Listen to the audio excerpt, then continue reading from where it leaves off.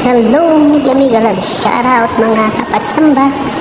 Meron tayo ngayong project mga kapatsamba.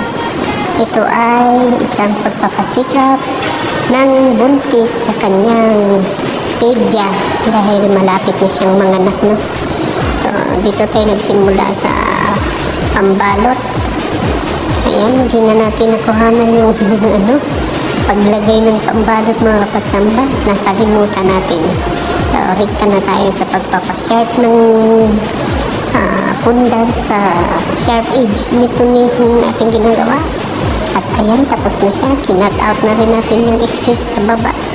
Nagkamali na ako dahil ang akala ko ay iba ang kulay dyan sa panglagay sa board. Akala ko white. Pero nung binusisi ko yung kanyang kanyang picture na paggagayahan ay kulay pink, same as din body color pundan. So ayan, nagpalapad tayo ulit ng para panglagay sa board natin. So ang thickness niya ay manipis. So that's it, okay na yan. So ngayon hinano lang natin para maayos. At ayan, tatabasin natin yung size ng ating cake na size 8 inches mga kapatsamba. Ayan.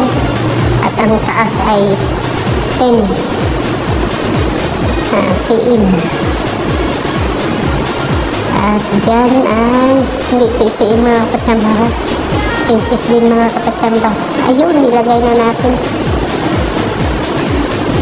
8 or 10 yan mga kapatsamba. Tayo mali-mali at nagkalagay na rin natin nakunan yung paglagay ng bell. Kakulay pa rin mga kapatsamba. At ayan na nga, hindi natin nakuha na ng video ang paggawa nun dahil rush mga kapatsamba. Nagmamadali kasi ako, so hindi ko na nato pag-video sa pagkuha ng paggawa ng mga tupper. Ayan, bahala na. Patsamba-tsamba na lang. Pera patsamba na lang mga kapatsamba. So, thanks be to God naman ay nagustuhan din naman ng client ang kanyang request na ganyan na presentation. So, thanks be to God talaga. Salamat sa Panginoon at sa ating mga gabay na patuloy na gumagabay sa amin. Nagbibigay ng mga idea sa ating katalinuhan, sa ating isipan, nag-remind kung paano natin gawin.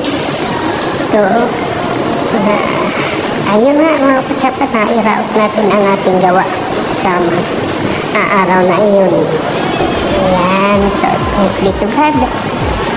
I've done the best that I can. My best is not wasn't enough. Sabi nga, tama ba yung English ko? Bahala kayo. Basta kapag English ako, charot.